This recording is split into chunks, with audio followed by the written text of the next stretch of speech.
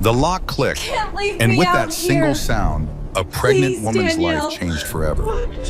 She stood outside in negative 12 degrees, 8 months pregnant, wearing How nothing could but a you thin do sweater. this to And the me? woman who locked her out, Caroline, her husband's wait, mistress. it's not what The it same looks mistress like. who was now Oh, climbing the I think she knows stairs to sleep with her exactly what husband it looks while she like. froze to death. But here's what Danielle didn't Marcus, know. Here's what please. Marcus never expected. I'm pregnant. Carolyn's father was Let a billionaire, me inside. a man who built an So empire with his bare cold. hands, a man who would drive through a deadly blizzard to save his daughter, and a man who would spend every dollar he had to destroy the people who tried to kill her. What happens next will shock Just you. keep breathing. It will break your heart, and by the end, it will make you stand up and cheer.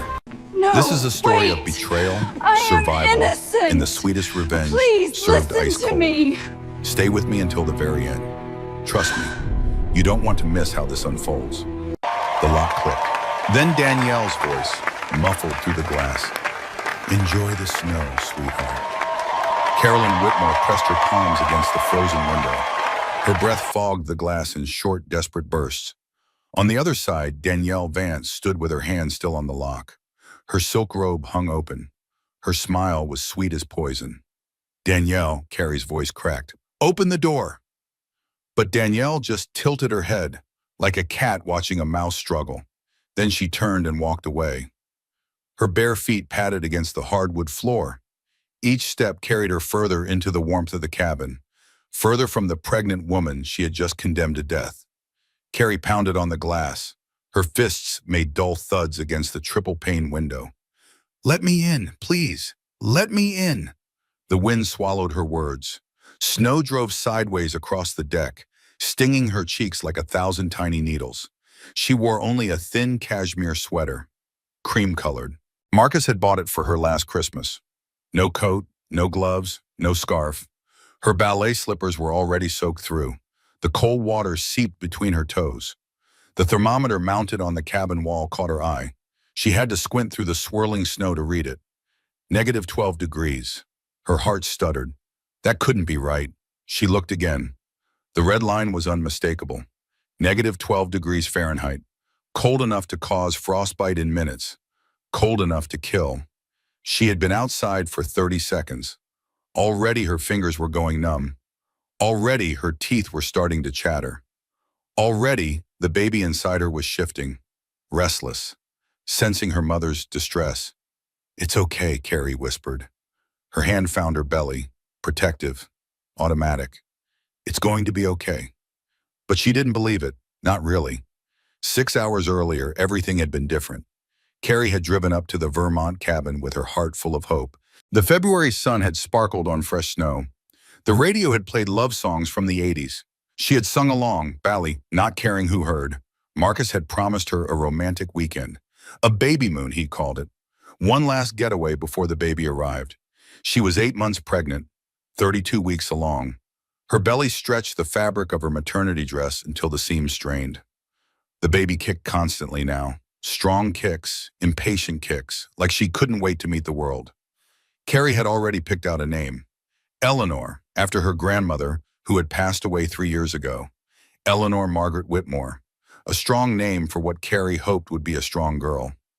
The cabin belonged to the Ashford family, Carrie's family. Her father had built it 40 years ago when he was just starting to make his fortune. Back then, Edward Ashford was a hungry young man with big dreams and empty pockets. He had purchased the land with his first real paycheck, had built the cabin himself, board by board, nail by nail. Now Edward Ashford was worth $3 billion. Forbes put him at number 237 on their list of the world's richest people. But the cabin remained simple, rustic, a reminder of where he came from, of what he had built from nothing. Carrie had been conceived in this cabin. Her parents told her that story every Christmas, much to her embarrassment. How they had come up here during a blizzard in February of 1993. How the power went out. How they kept each other warm by the fire, wrapped in quilts her grandmother had made. 9 months later, Caroline Margaret Ashford was born. Now she was Carolyn Whitmore, married to Marcus David Whitmore for 3 years and 4 months, pregnant with their first child, coming to the same cabin to make new memories. She should have known something was wrong when she saw the second car. Marcus's black Mercedes was parked in the circular driveway. That was expected. He had driven up the day before to prepare everything, to stock the refrigerator, to lay in firewood, to make sure the heat was working. But next to his Mercedes sat a red BM, sleek, expensive, unfamiliar. The license plate was from Connecticut.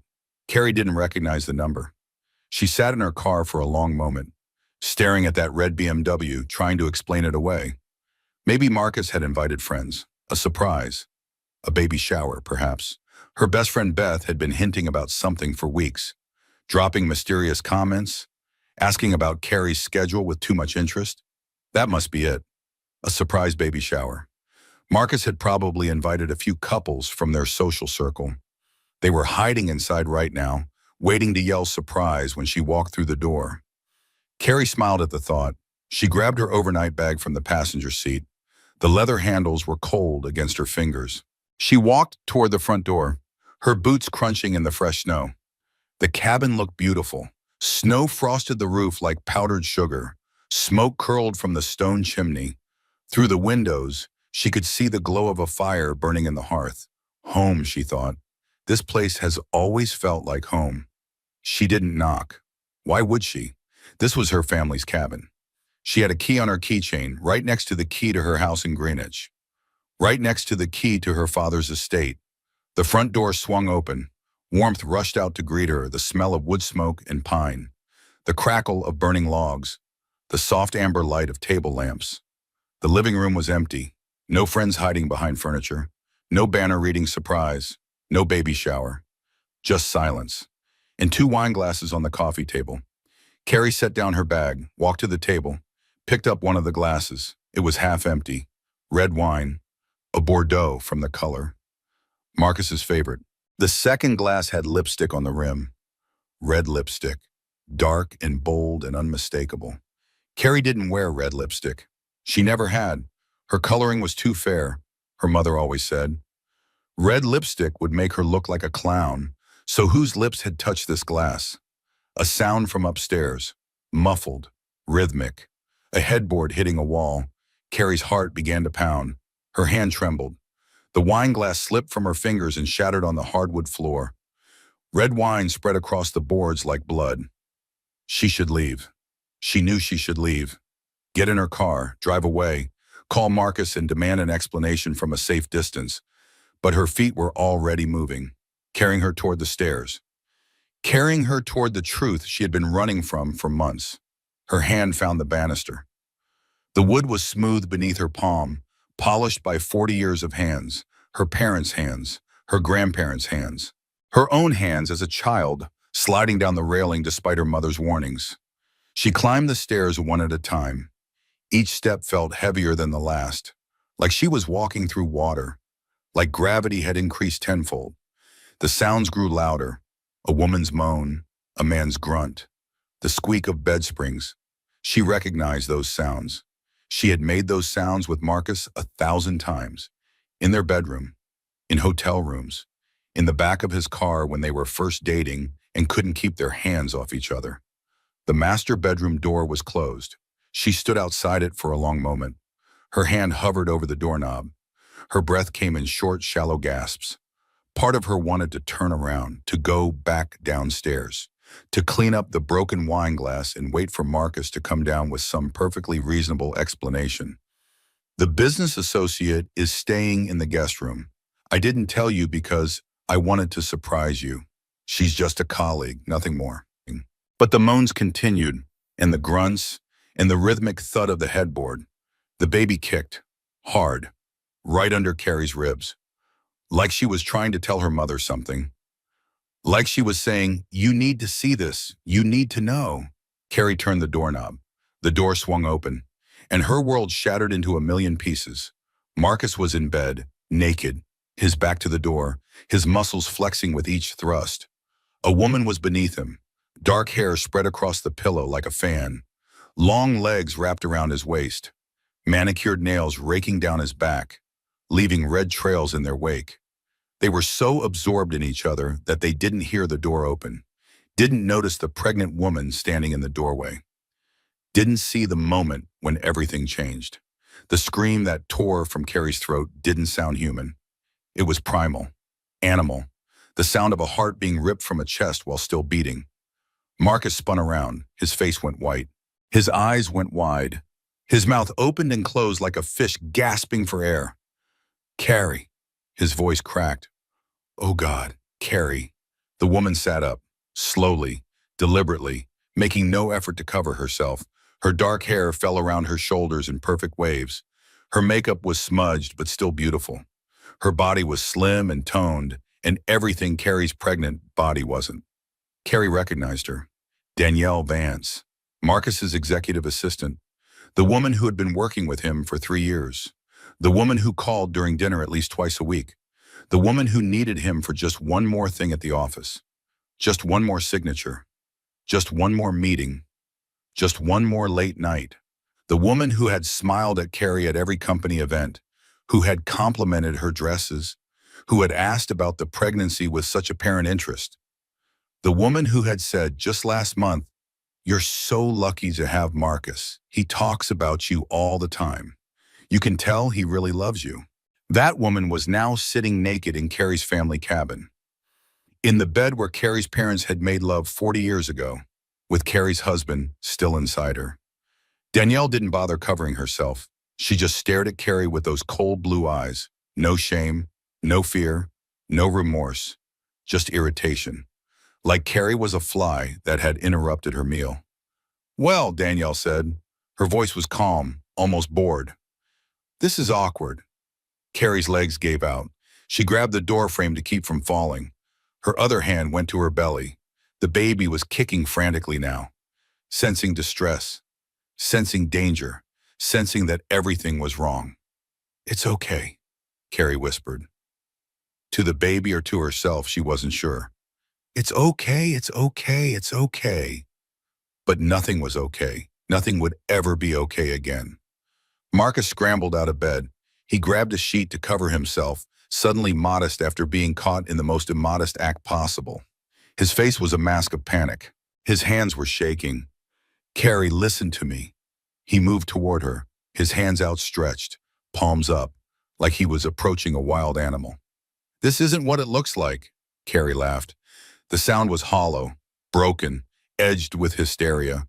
It echoed off the walls of the bedroom, off the ceiling where she had traced patterns in the wooden beams as a child, off the windows where frost was creeping up the glass.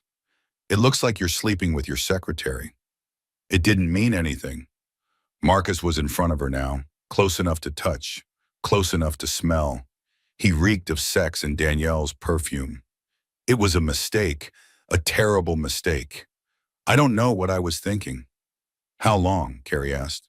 Her voice was steady now, strangely calm, like she was asking about the weather, like she was inquiring about dinner plans.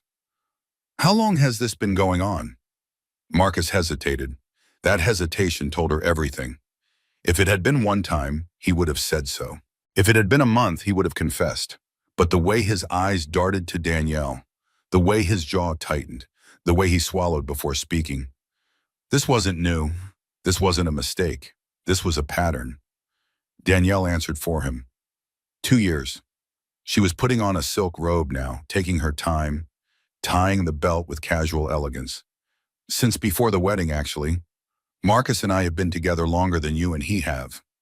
The world tilted. Carrie gripped the doorframe tighter. Her knuckles went white.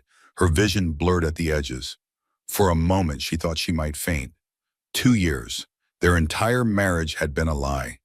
Every kiss, every "I love you," every time Marcus had looked into her eyes and promised to be faithful. All of it, every single moment, a lie. She thought about their wedding day.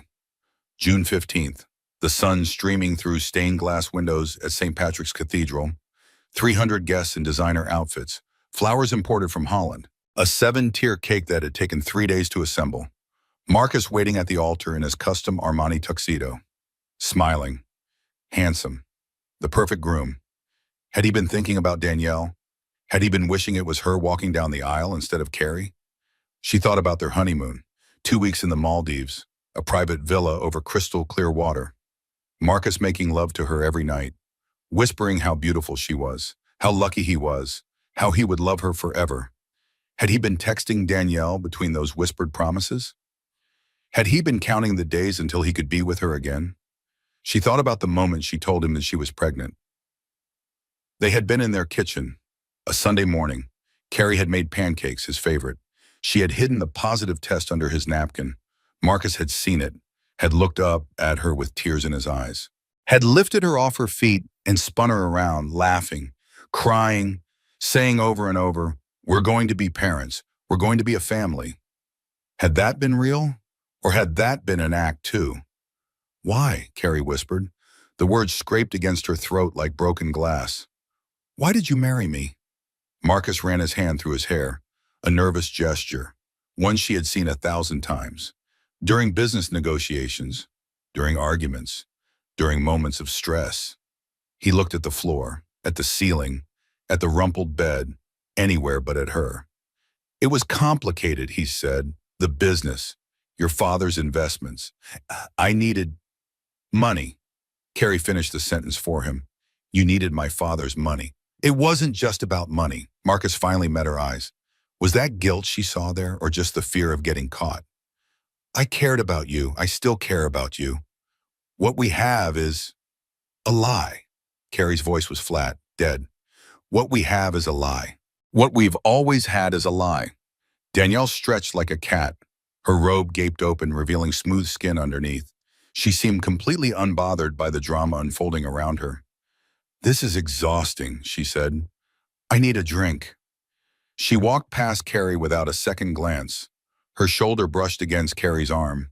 Her perfume lingered in the air. Something expensive, something French, something Carrie had smelled on Marcus's shirts 100 times without questioning it. Dry cleaning, she had thought. It must be from the dry cleaner. God, she had been so stupid. Marcus reached for Carrie's hand. "Please, let me explain. Let's go downstairs and talk about this like adults." She pulled away from him. "Don't touch me." "Carrie, I said don't touch me." She backed out of the doorway. Her hand found the wall, the banister. She needed support, needed something solid to hold on to as her entire life crumbled around her. "I want to leave," she said. "Give me my car keys." Marcus shook his head. "You can't drive in this weather. The roads are closing. There's a blizzard coming." "I don't care." "I do." His voice hardened. Something shifted in his eyes, something cold, something calculating. "You're carrying my child, Carrie. I'm not going to let you kill yourself and the baby because you're upset." "Upset?" Carrie's voice rose. Cracked, broke. "You think I'm upset? You destroyed everything. Everything we built, everything I believed in, and you think I'm just upset?" She pushed past him and headed for the stairs. Her car keys were in her purse. She would drive through the blizzard. She would call her father. She would figure something out. Anything was better than staying here. Anything was better than breathing the same air as her cheating husband and his whore. But when she reached her purse, the keys were gone. She searched frantically. Dumped the contents on the couch. Wallet, phone, lipstick, tissues, no keys. Marcus stood at the top of the stairs, watching her. His expression was unreadable. "I took them," he said, "for your safety." "Give them back." "No." The word hung in the air between them. Final, absolute. Carrie felt the walls closing in. The cabin that had always felt like a sanctuary now felt like a prison. She was trapped. Trapped with her cheating husband and his mistress. Trapped while a blizzard raged outside. Trapped while her baby kicked and squirmed inside her, as if she too could sense the danger. Her phone, she would call her father. Edward Ashford could fix anything. He had lawyers on retainer, security teams on standby, private planes ready to take off at a moment's notice. She grabbed her phone from the pile of belongings on the couch, pulled it up, stared at the screen. No signal. She walked to the window, held the phone up, moved it around, searching for even a single bar. Nothing. The storm had knocked out the cell towers. Or maybe the mountains were blocking the signal. Or maybe God was just having a particularly cruel laugh at her expense. From the kitchen, she heard Danielle laugh. The sound was light and musical, like wind chimes, like poison. Carrie sank onto the couch. Her hand rested on her belly. The baby was still now. quiet, as if she sensed her mother's despair and was trying to offer comfort through stillness. This isn't happening, Carrie thought. This cannot be happening. But it was, and the nightmare was only beginning. The fire crackled and popped in the silence. Carrie sat on the couch, watching the flames dance behind the glass doors of the fireplace. Orange and red and yellow. Beautiful, really. Her father had built that fireplace with his own hands, had carried the stones from a quarry 20 miles away, had spent 3 months getting it just right. Everything in this cabin had been built with love, with care, with the intention of creating memories that would last for generations. Now those memories were tainted, poisoned, as ruined as her marriage. Her mind raced through the past 3 years. Every moment she had shared with Marcus, every kiss, every touch, every whispered promise in the dark. Their first date, a charity gala at her father's country club. Carrie had worn a blue dress that matched her eyes. Marcus had worn a smile that made her heart skip. He had asked her to dance, had held her close, had said, "I've been wanting to meet you for months. Your father speaks so highly of you." Warning sign number 1. He had known who her father was, had targeted her specifically, had used Edward Ashford's name to get an introduction. She hadn't seen it then. She saw it now. Their engagement, 6 months after they started dating. Marcus had taken her to Paris, had proposed at the top of the Eiffel Tower, had slipped a 5-carat diamond onto her finger while tourists applauded. "I want to spend the rest of my life making you happy," he had said. Lies.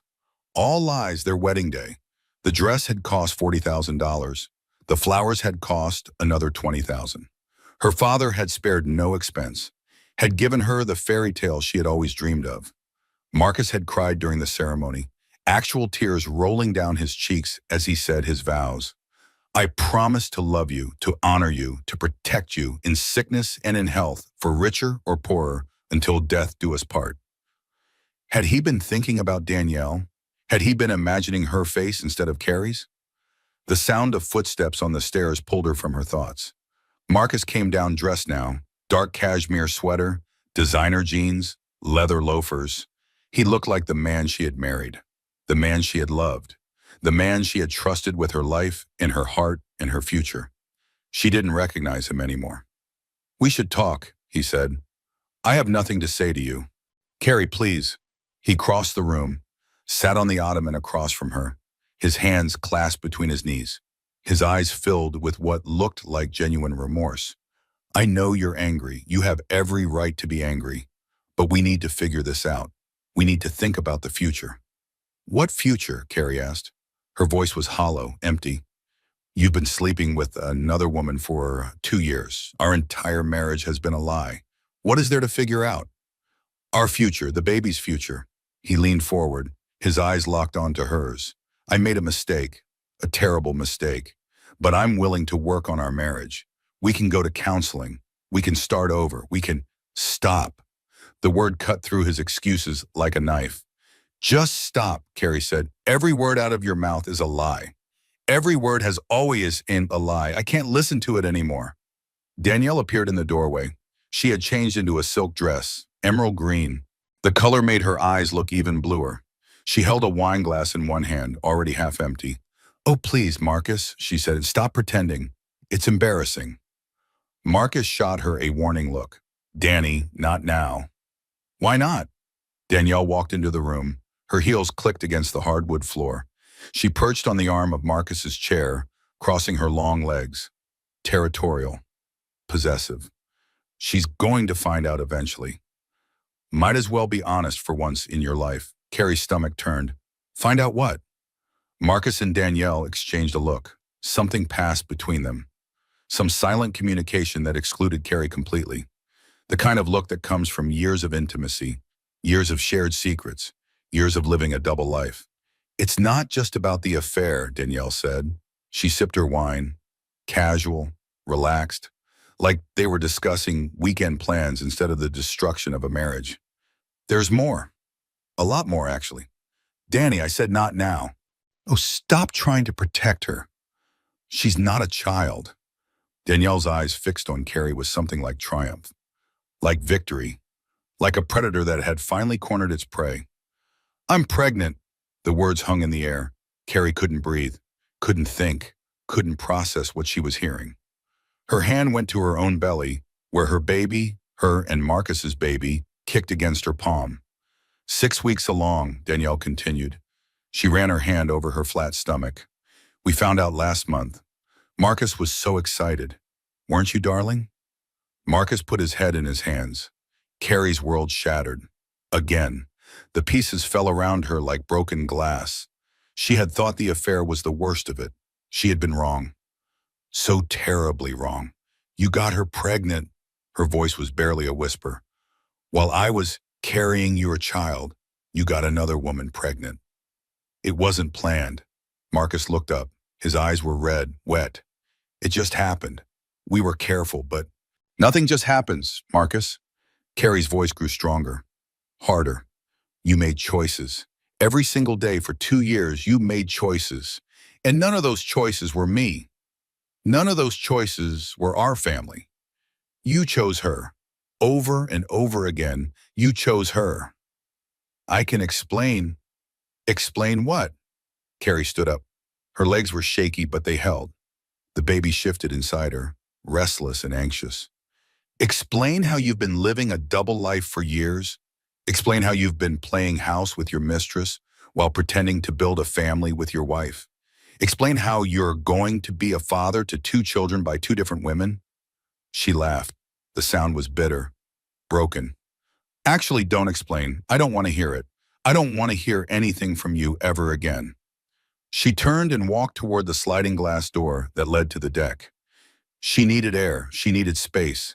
She needed to get away from the suffocating presence of their lies. Where are you going? Marcus asked. Outside, I need to breathe something that isn't poisoned by your betrayal. You shouldn't go outside. The storm is getting worse. Carrie ignored him. She slid the door open. The cold hit her immediately. Sharp, clean, biting. It cleared her head, made her feel something other than numbness. She stepped onto the deck, closed the door behind her, stood at the railing and let the snow fall on her face. The temperature had dropped it even further. Her sweater was no protection against the wind. But she didn't care. The physical cold was easier to bear than the emotional devastation waiting for her inside. Through the window, she could see Marcus and Danielle. They were talking, arguing from the looks of it. Marcus was gesturing. Danielle was shaking her head. Their mouths moved, but she couldn't hear the words through the glass. Then Danielle set down her wine glass, said something to Marcus, walked toward the door. Carrie watched her approach, didn't understand what was happening, didn't comprehend the danger until it was too late. Danielle reached the door. Her hand found the lock. Their eyes met through the glass. For a moment, time seemed to stop. What are you doing? Carrie asked. Her voice was muffled by the barrier between them. Danielle smiled, sweet as sugar, cold as the storm. The lock clicked. Enjoy the snow, sweetheart. Carrie lunged for the door. Her hands found the handle. She pulled. The door didn't move. She pulled again, harder, using all her weight. Nothing. Danielle, open this door. Open this door right now. But Danielle was already walking away. Her silk dress swished against her legs. She bent down and picked up her wine glass, took a sip, didn't look back.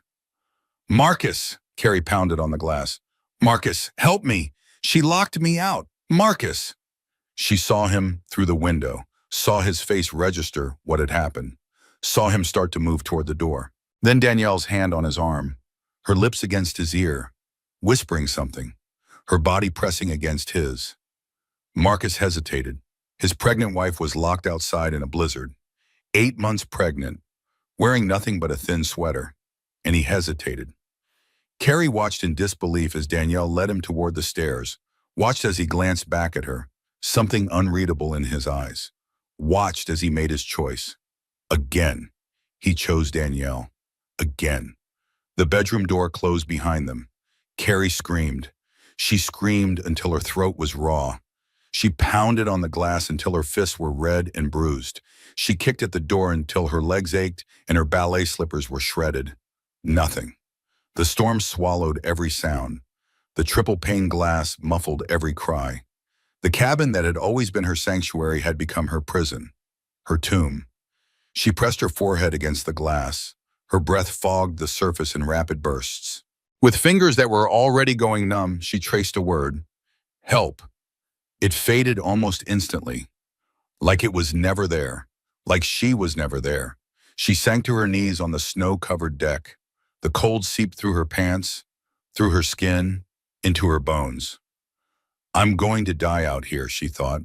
The realization was strangely calm, detached, like it was happening to someone else. Me and my baby, we're going to freeze to death while my husband sleeps with another woman 10 feet away. The wind howled, the temperature dropped, the night stretched on, and nobody came. Time moved strangely in the cold. Minutes felt like hours, hours felt like years. Carrie's thoughts fragmented and reformed like snowflakes in the wind. She had found a small alcove against the cabin wall where the roof overhang blocked some of the wind. It wasn't much, but it was something. A small mercy in a merciless night. She curled into the smallest ball her pregnant body would allow. Her arms wrapped around her belly, her chin tucked to her chest, trying to conserve whatever warmth remained. The baby moved, sluggish now, slower than usual. Was that because she was cold too? Could babies feel the cold inside the womb? Carrie didn't know.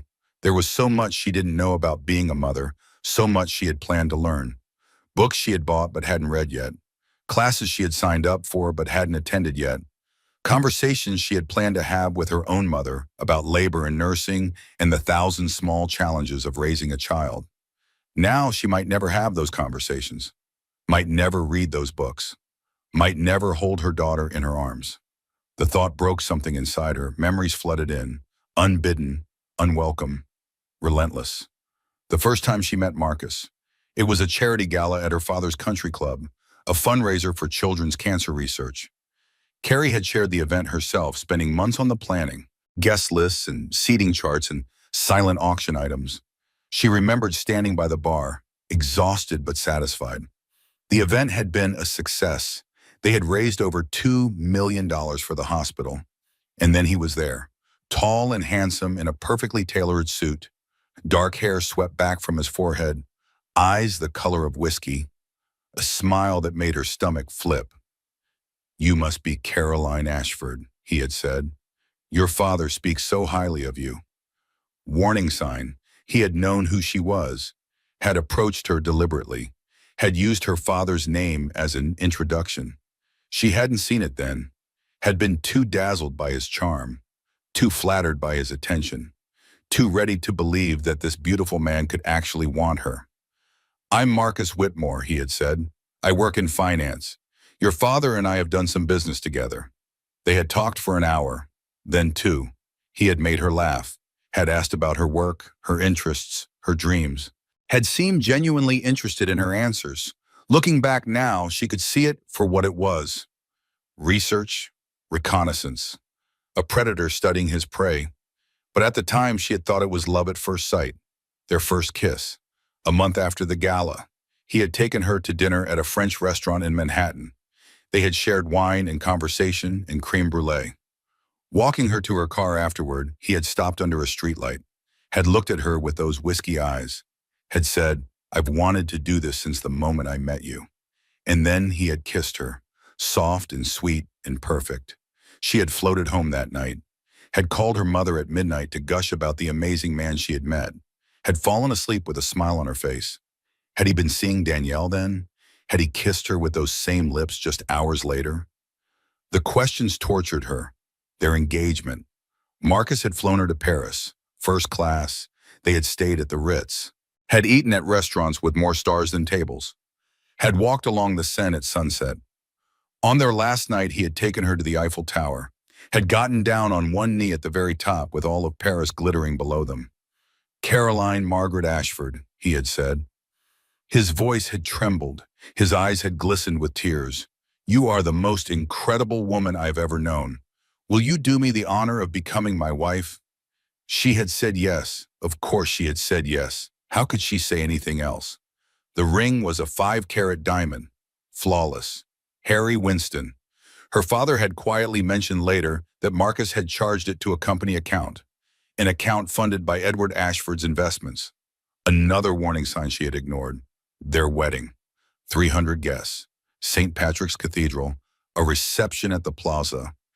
Every detail perfect, every moment photographed, every smile captured for posterity. Danielle had been there. The memories surfaced now sharp and clear.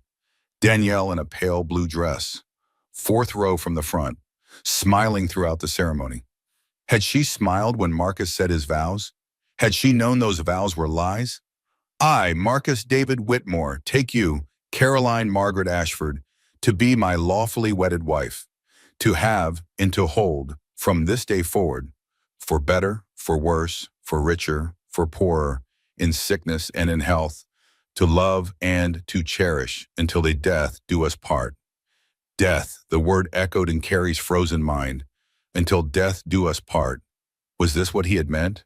Had he been planning to let death part them from the beginning? The baby moved again, a weak flutter, so different from her usual strong kicks. Stay with me, Carrie whispered. Her voice was hoarse, cracked. Please, baby, please stay with me. I need you to be strong. I need you to fight. She thought about the nursery she had decorated, spent weeks choosing the perfect shade of yellow for the walls. Not too bright, not too pale. Sunshine yellow, the paint chip had called it. She had hung a mobile of butterflies over the crib. Monarchs and swallowtails, and painted ladies. Each one hand-painted by an artist in Vermont. Each one delicate and beautiful and perfect. She had filled the shelves with books. Goodnight Moon and Where the Wild Things Are and The Very Hungry Caterpillar. She had imagined reading them aloud, imagined Eleanor's face lighting up at the pictures, imagined falling asleep together in the rocking chair by the window. Now those images felt like fantasies, dreams that would never come true. The cold was getting worse. She couldn't feel her fingers anymore, couldn't feel her toes. Her body was shutting down, directing all remaining warmth to her vital organs. To her baby, at least there was that. At least her body was still trying to protect her daughter, even as it slowly died. She thought about the moment she had told Marcus she was pregnant. It was a Sunday morning in June. They had been married for almost 2 years. She had just confirmed the pregnancy the day before. 3 positive tests and a blood draw at her doctor's office. She had made pancakes for breakfast. Marcus's favorite, blueberry with real maple syrup. She had hidden the positive test under his napkin. He had unfolded the napkin, had seen the test, had looked at her with tears in his eyes. We're going to have a baby? His voice had broken. We're going to be parents? She had nodded, crying too. He had jumped up from the table, had lifted her off her feet and spun her around, had kissed her face over and over while laughing and crying at the same time. I'm going to be a dad, he had kept saying. I can't believe I'm going to be a dad. Had any of it been real? Had he told Danielle that same day? Had they laughed together about how easily Carrie had been fooled? Had they made plans for after the baby was born, when Marcus would divorce his wife and marry his mistress? The not knowing was almost worse than the cold. Carrie closed her eyes, just for a moment, just to rest. The memories continued to flood, faster now, more fragmented. Her mother's voice.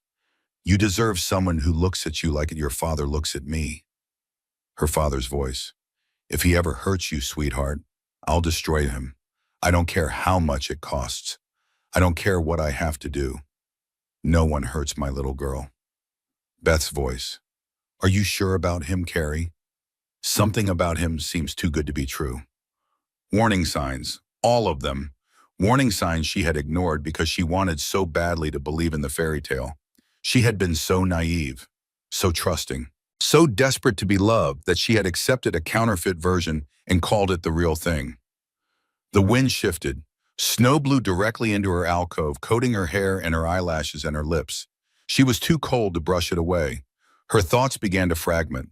Words and images and feelings mixing together like watercolors in the rain.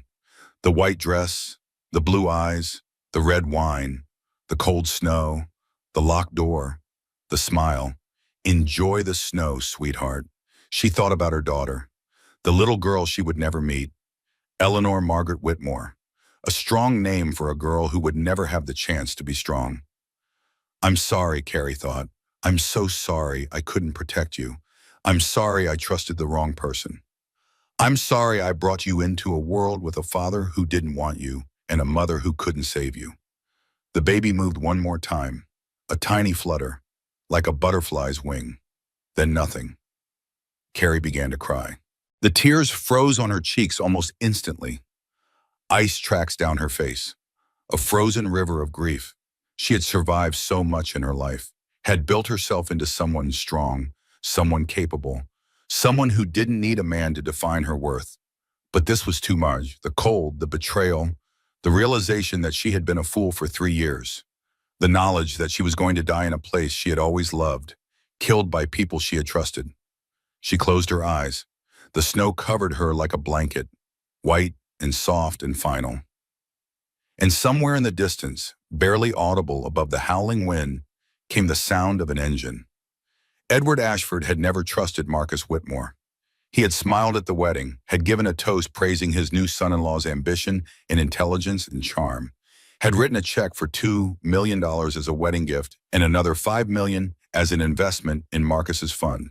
He had done all the things a supportive father was supposed to do. But late at night, when Margaret was asleep beside him and the house was quiet, Edward worried. Something about Marcus felt wrong. Too polished, too smooth, too perfect. He said all the right things at all the right times. He agreed with everything Edward said. He laughed at all of Edward's jokes. No one was that agreeable. No one was that charming without an ulterior motive. Edward had built a $3 billion empire by trusting his instincts. He had bet everything on gut feelings when the number said he should fold. He had walked away from deals that looked perfect on paper because something in his stomach said run. His instincts had never been wrong, not once in 40 years. His instincts told him Marcus Whitmore was a snake. But Carrie loved him, and Edward loved Carrie more than his money, more than his company, more than his own life, so he had kept his doubts to himself, had hoped he was wrong, had prayed that his little girl had found genuine happiness. Tonight, his instincts were screaming. It started around 6 o'clock, a restlessness he couldn't explain, a tightness in his chest that had nothing to do with his heart.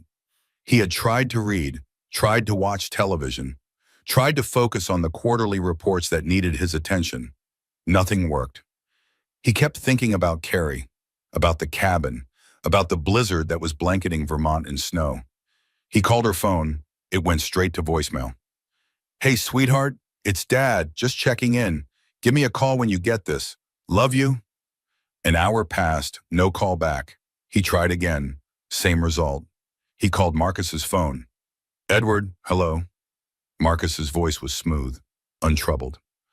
"What can I do for you?" "I've been trying to reach Carrie. Is everything all right?" "Everything's fine. The storm knocked out the cell service up here. She's resting right now. The drive wore her out." "I see. Well, have her call me when she wakes up." "Will do. No need to worry, Edward. I'm taking good care of your daughter."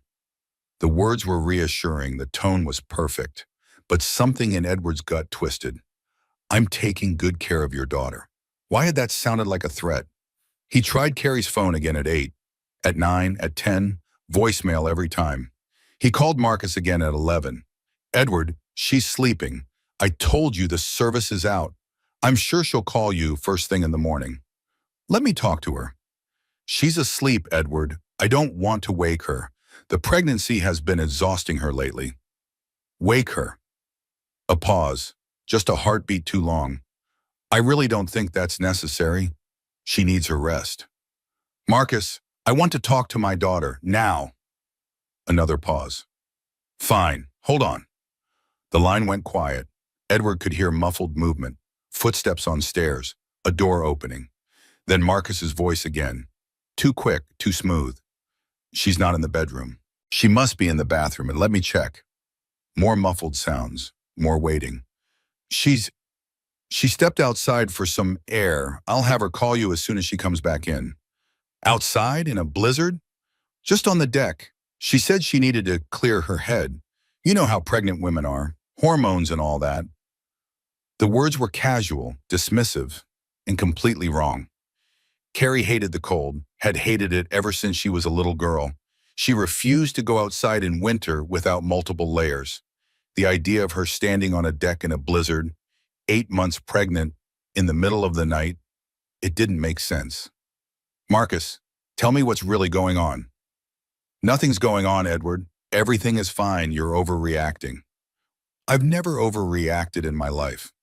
There's a first time for everything. Look, I need to go check on Carrie. I'll have her call you tomorrow. The line went dead.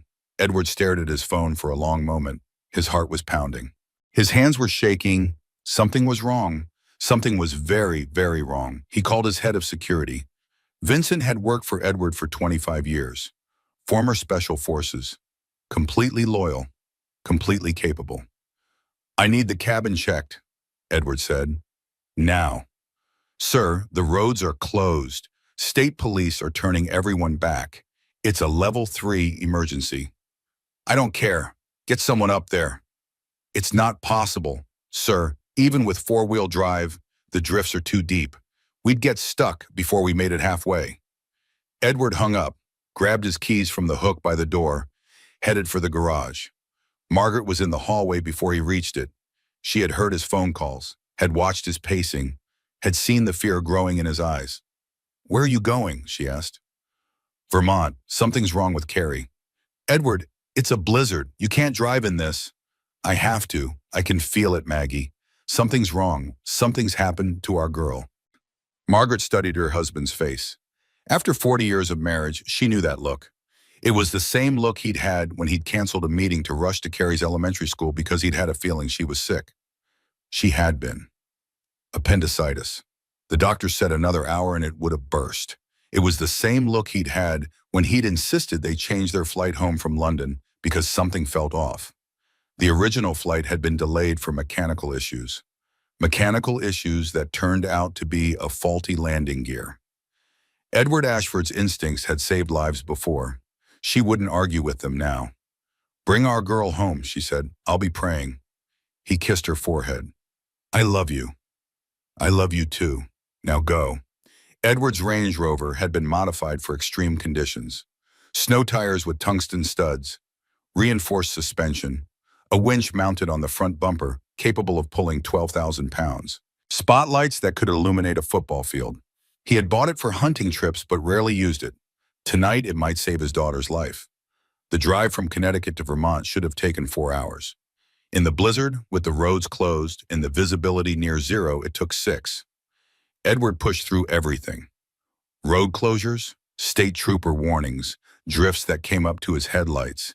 He drove with the intensity of a man possessed, with the focus of a man who had built an empire from nothing, with the desperation of a father who would burn the world to save his child.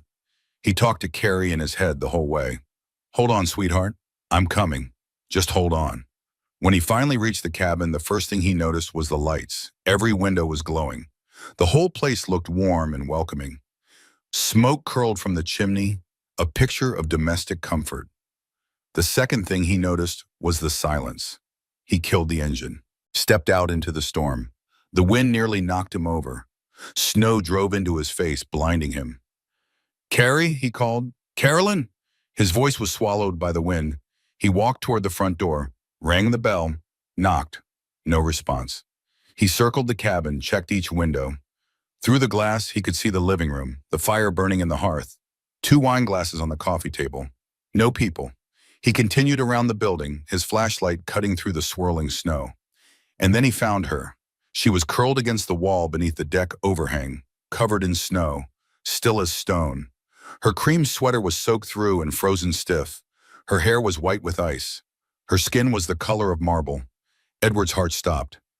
Carolyn? He fell to his knees beside her. His hands found her face. Cold, so impossibly cold. Carolyn, look at me. Wake up, sweetheart. Look at me. Her eyes were closed. Her lips were blue. Her breathing was so shallow he could barely detect it. But she was breathing. She was alive. That's my girl, Edward whispered. Tears froze on his cheeks as they fell. That's my fighter. Stay with me, sweetheart. I'm here now. Daddy's here. He checked for a pulse. Found one. Faint but steady. He scooped her up in his arms. She weighed almost nothing despite the pregnancy. Her body was limp, unresponsive, frozen stiff. He carried her to the Range Rover, set her in the passenger seat, cranked the heat to maximum, wrapped her in every emergency blanket he had. Then he called 911. I need an ambulance at the Ashford cabin on Mountain Ridge Road. My daughter has severe hypothermia. She's 8 months pregnant. This is Edward Ashford. I don't care what you have to do. Get here now. He gave the dispatcher the GPS coordinates, emphasized the pregnancy, emphasized the emergency. Then he made another call. Vincent, I need a team at the cabin right now, tonight. Sir, I told you the roads. I don't care about the roads. Find a way. Use snowmobiles, use helicopters. I don't care how you do it. But I need men at this cabin within the hour. What's happened, sir? Someone tried to kill my daughter. Edward's voice was ice, colder than the storm outside. And the people who did it are still inside that cabin. No one leaves, no one. Do you understand me? Understood, sir. And Vincent, when you get there, you might need to restrain me. Because if they've hurt her, if they've hurt my grandchild, Edward took a shaky breath. I'll kill them myself. He hung up and turned back to Carrie. She still hadn't moved, but her cheeks were starting to pink up, just barely, just enough to give him hope. Who did this to you? He whispered, stroking her frozen hair. Who did this to my baby girl? Through the cabin window, he saw movement. Marcus and Danielle were coming down the stairs, both of them dressed now, both of them looking rumpled and satisfied. They walked into the living room, completely oblivious to the drama unfolding outside. Marcus poured himself a drink. Scotch, from the look of it. He handed a second glass to Danielle. They clinked glasses, smiled at each other, kissed. They had no idea that Edward had found Carrie. No idea that help was on the way. No idea that their lives were about to be destroyed. Edward watched them through the window. His jaw was clenched so tight his teeth ached. His hands gripped the steering wheel like he wanted to strangle it. He had built an empire by being patient, by waiting for the right moment, by striking when his enemies least expected it. He would be patient now. He would wait until Carrie was safe, until the baby was delivered, until the evidence was gathered and the case was airtight, and then he would destroy them. Not just their careers, not just their reputations, not just their bank accounts, everything. He would take everything they had and everything they ever hoped to have. He would leave them with nothing but the memory of what they had done and the knowledge that they would pay for it until the day they died. In the distance, sirens began to wail. Red and blue lights appeared on the horizon, fighting through the storm. Help was coming, and for Marcus and Danielle, so was the reckoning. The ambulance arrived in a blaze of lights and noise. Paramedics swarmed the Range Rover. They assessed Carrie with practiced efficiency, checking her vitals, starting an IV, wrapping her in thermal blankets that generated their own heat. Core temperature is 84 degrees, one of them called out. Severe hypothermia. We need to transport immediately. The baby, Edward said.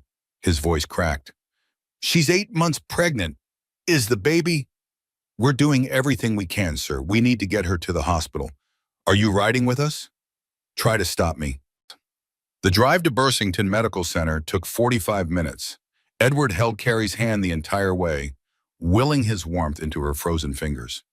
He watched the monitors, watched the paramedics work, watched his daughter's face for any sign of consciousness. She didn't wake up, didn't move, didn't respond to any stimuli, but her heart kept beating. And as long as her heart was beating, there was hope. At the hospital, they whisked her away immediately. Emergency C-section. The baby was in distress.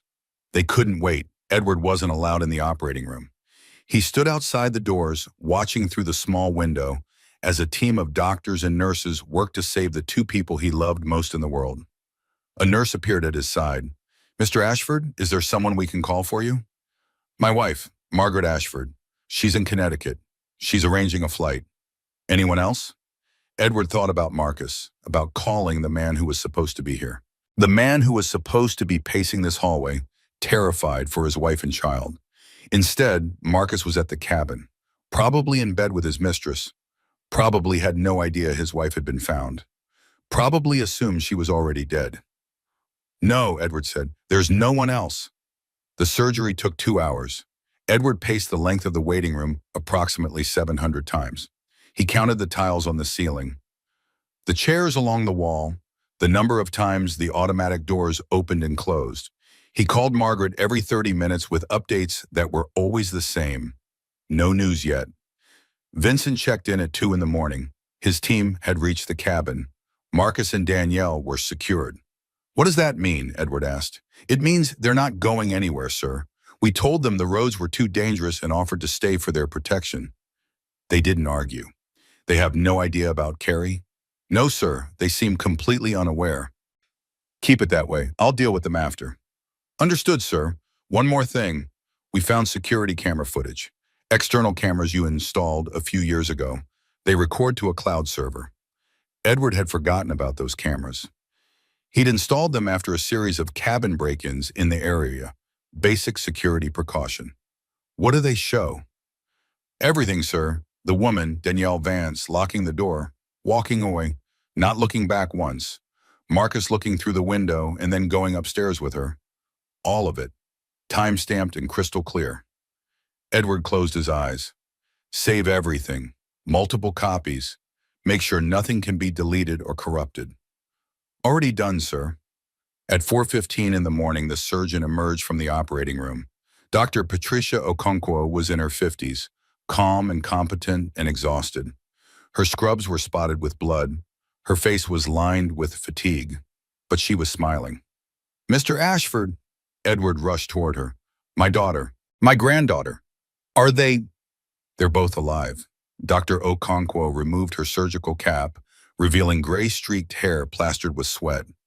It was touch and go for a while. Your daughter's heart stopped twice on the table. We had to perform emergency procedures to revive her. But she's stable now. Edward's legs went weak. He grabbed the wall for support. And the baby? A girl, delivered at 34 weeks. She's small, 4 pounds, 11 ounces, but she's breathing on her own. That's a very good sign. We have her in the NICU as a precaution, but her vitals are strong. Can I see them? Your daughter will be in recovery for several hours. She's still unconscious, but we expect her to wake up soon. You can see the baby now if you'd like. Edward followed the doctor through a maze of corridors. Everything was white and sterile and humming with machines. The smell of antiseptic made his eyes water. The NICU was a room full of incubators. Tiny babies connected to wires and tubes and monitors, each one fighting for life in their own small way. Dr. Okonkwo led him to an incubator near the window. Inside, a tiny infant lay sleeping. Pink skin, dark hair, perfect miniature fingers curled into fists. His granddaughter. Edward pressed his palm against the glass. Tears streamed down his face unchecked. He didn't care. Let the nurses see. Let the whole world see. His daughter was alive. His granddaughter was alive. Everything else could wait. Hello, little one, he whispered. I'm your grandfather, Edward. Your mom calls me Dad, but you can call me Papa, or Grandpa, or whatever you want, really. I'm not picky. The baby stirred. Her eyes flickered, but didn't open. I know you've had a rough start, Edward continued, but you're an Ashford. We don't give up. We fight, we survive, and we take care of our own. He thought about Marcus, about Danielle, about what they had done. I'm going to make sure no one ever hurts you or your mother again. I promise you that. On my life, I promise. Margaret arrived at 6 in the morning. She had chartered a private plane from Westchester, landing in Burlington as soon as the runway was clear. She rushed into the hospital like a woman possessed, found Edward in the NICU, collapsed into his arms. Margaret couldn't finish the sentence. She's alive. They're both alive. Margaret wept, great shuddering sobs that shook her entire body. 40 years of marriage, and Edward had only seen her cry like this 3 times. When her mother died, when Carrie was born, and now, I want to see her. She's still in recovery. We can see the baby. Edward led her to the incubator. Margaret gasped when she saw the tiny infant inside. Oh, Edward, she's beautiful. She looks like Carrie did when she was born. Remember? I remember. Margaret pressed her hand against the glass, mirroring Edward's gesture from hours before. We have to protect them, both of them. We will. What happened up there? At the cabin? Edward told her. Everything. The affair, the pregnancy, The locked door, the security footage. Margaret's face went from grief to shock to fury in the span of a minute. Marcus knew? She asked. He knew Carrie was locked outside and he didn't help her? There's text evidence. He told Danielle to keep her out. I'll kill him. Margaret's voice was deadly calm. I'll kill them both. No need. Edward took his wife's hand. I'll destroy them, legally, completely. By the time I'm done, they'll wish they were dead. Around noon, Carrie woke up. Edward and Margaret were at her bedside when her eyes fluttered open. She looked around the room with confusion, taking in the hospital equipment, the IV in her arm, the bandage on her abdomen. Where? Her voice was a whisper, hoarse from the cold, from the screaming, from everything. You're in the hospital, sweetheart. Margaret squeezed her hand. You're safe now. Carrie's eyes went wide. Her hand flew to her belly, found it flat, empty. The baby. Panic seized her voice. Where's my baby? Is she... She's fine. Edward moved closer. His voice was gentle, reassuring. She's in the NICU. She's small, but she's healthy. She's breathing on her own. She's going to be okay. Tears streamed down Carrie's face. I thought we were both going to die. I thought, but you didn't. Margaret stroked her daughter's hair. You're both alive. You're both fighters. How did you find me? Carrie looked at her father. The storm. The roads were closed. How? I had a feeling, Edward said simply. I couldn't reach you on the phone. Something felt wrong, so I drove up there. In a blizzard? I'd drive through hell itself for you, Caroline. You know that. Carrie closed her eyes. More tears escaped beneath her lashes. He knew. Marcus knew she locked me out. He looked right at me through the window, and then he walked away. I know. He left me to die. He left me and the baby to boss so he could be with her. I know, sweetheart, and he's going to pay for it. I promise you that. The door opened. A nurse entered, pushing a small, wheeled bassinet. Someone wanted to meet her mother, the nurse said with a smile. She's been asking for you. Carrie struggled to sit up. Her parents helped her, adjusting pillows behind her back. The nurse lifted the tiny bundle from the bassinet and placed her in Carrie's arms. For a long moment, Carrie just stared. Her daughter, her miracle, the baby she had fought to protect through the longest, coldest night of her life. Eleanor was small, so small it seemed impossible that she could be real. But she was warm and breathing and looking up at Carrie with dark eyes that held all the wisdom of the universe. Hi, Eleanor, Carrie whispered. I'm your mom, and I'm so happy to meet you. The baby blinked, made a small sound, not quite a cry, more like acknowledgement. Margaret took a photo on her phone. Edward pretended he wasn't crying. And for just a moment, despite everything that had happened and everything that was still to come, the room was filled with something like peace. Marcus Whitmore arrived at the hospital around 4 in the afternoon. He had finally figured out that something was wrong when Vincent's team refused to let him leave the cabin. He had demanded explanations, made threats, tried to call his lawyer. Vincent had simply handed him a satellite phone with Edward on the other end. Get to Burlington Medical Center, now. And don't even think about running. Marcus had driven through the remnants of the blizzard with Danielle in the passenger seat. Neither of them spoke. Neither of them knew what was waiting for them. At the hospital entrance, Vincent's men intercepted Danielle. You're not going in, one of them said. Excuse me? Danielle's voice was sharp. My boyfriend is in there. His wife is...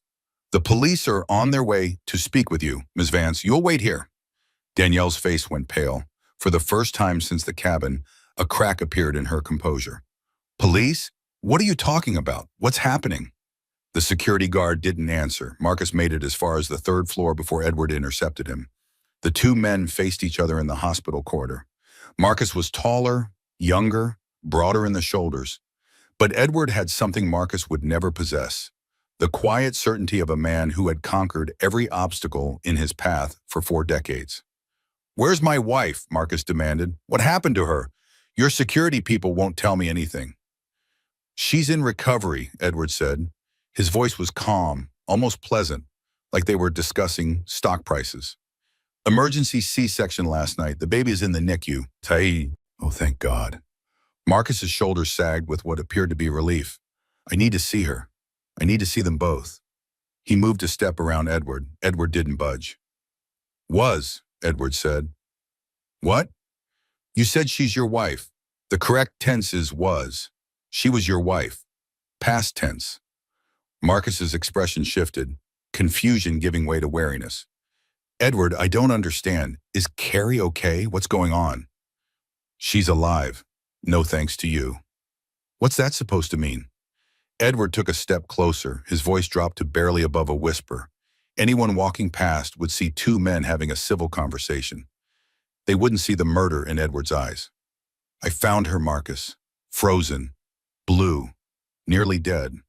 On the deck of my cabin, where your mistress locked her out during a blizzard. The color drained from Marcus's face. I don't know what you're talking about. The storm knocked out the power. Carrie must have gotten confused. We were looking for her all night. You were looking for her? Edward's voice was ice.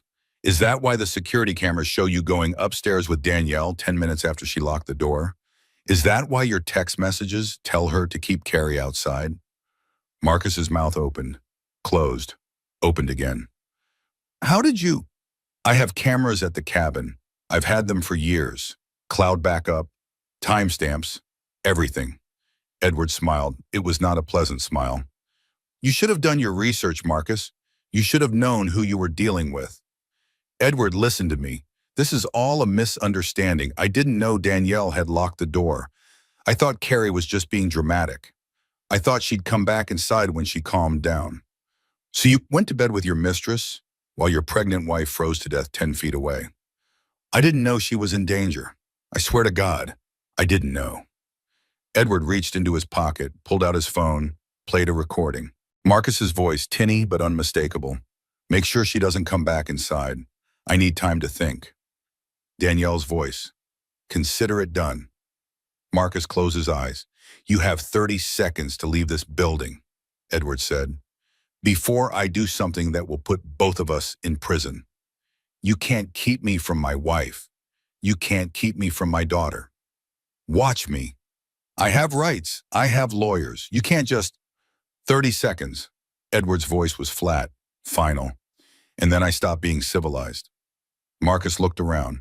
Hospital security was watching. Vincent's men were watching. A group of nurses had gathered at the end of the hall, drawn by the tension in the air.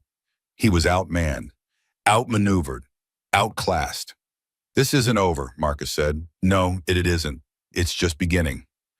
Edward took another step forward. I built an empire, Marcus, from nothing, with my bare hands and my brain and my willingness to do whatever it took. You really think you can beat me? You with your borrowed money and your fake charm and your pathetic little schemes? He shook his head.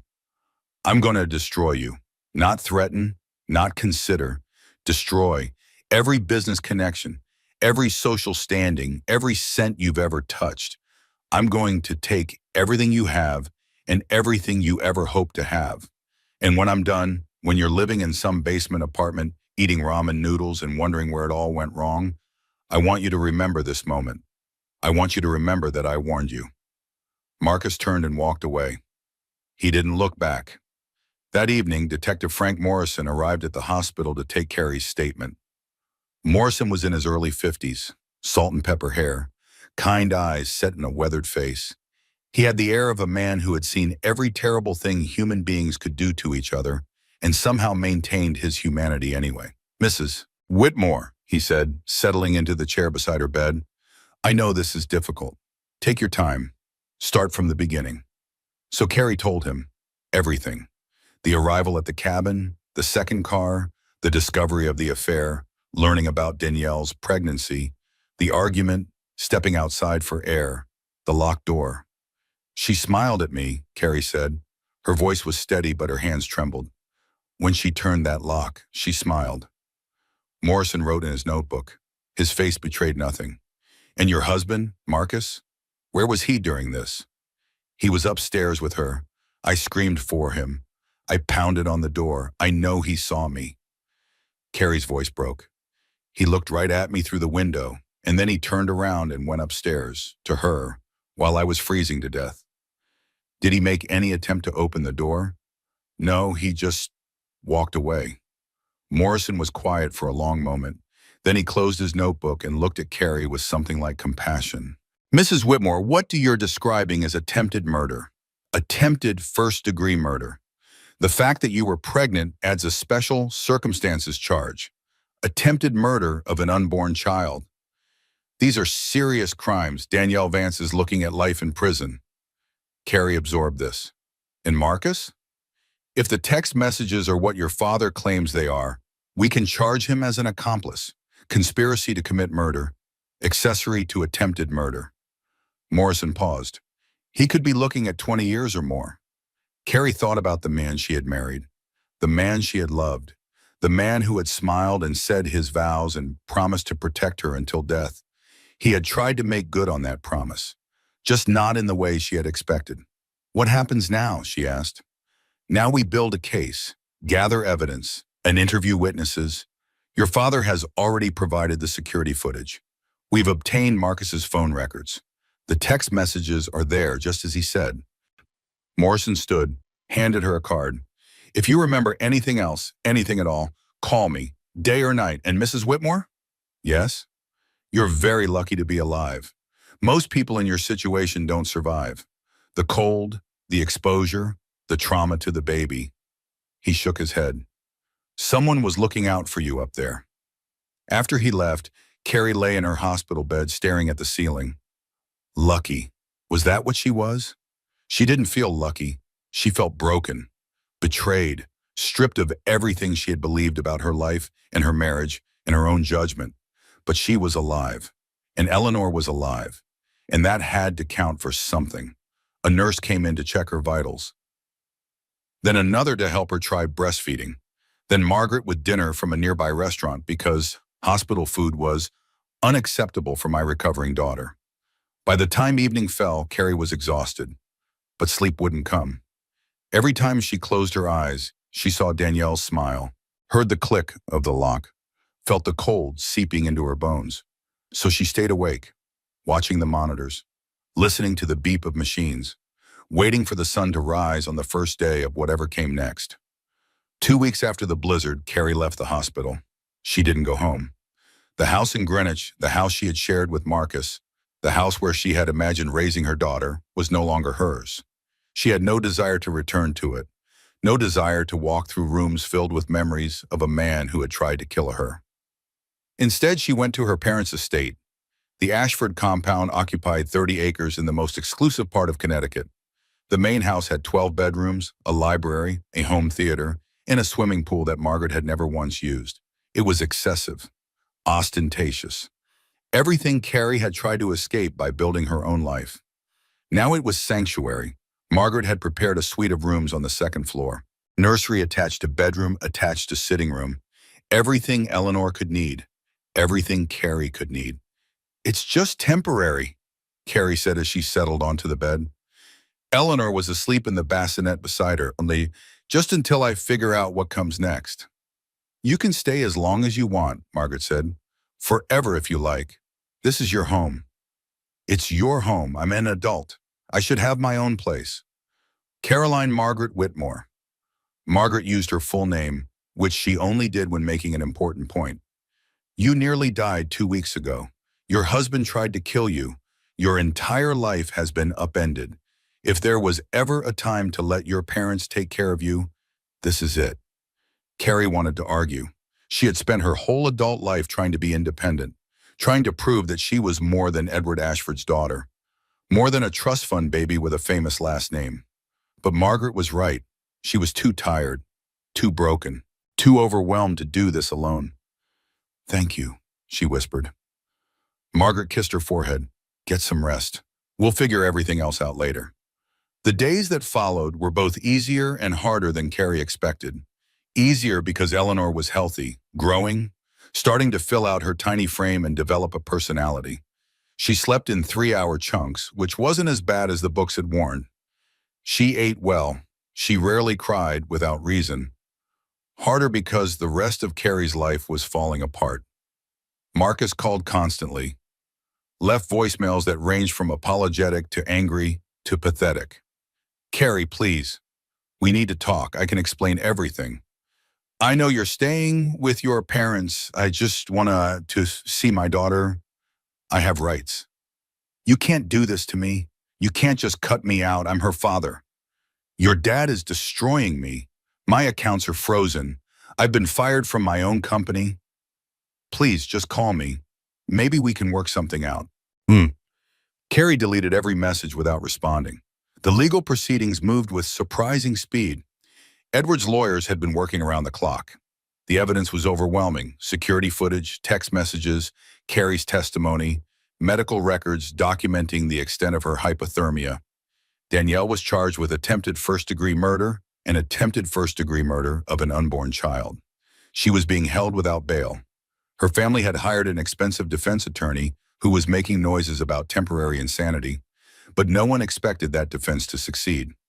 Marcus was charged with conspiracy to commit murder and accessory to attempted murder.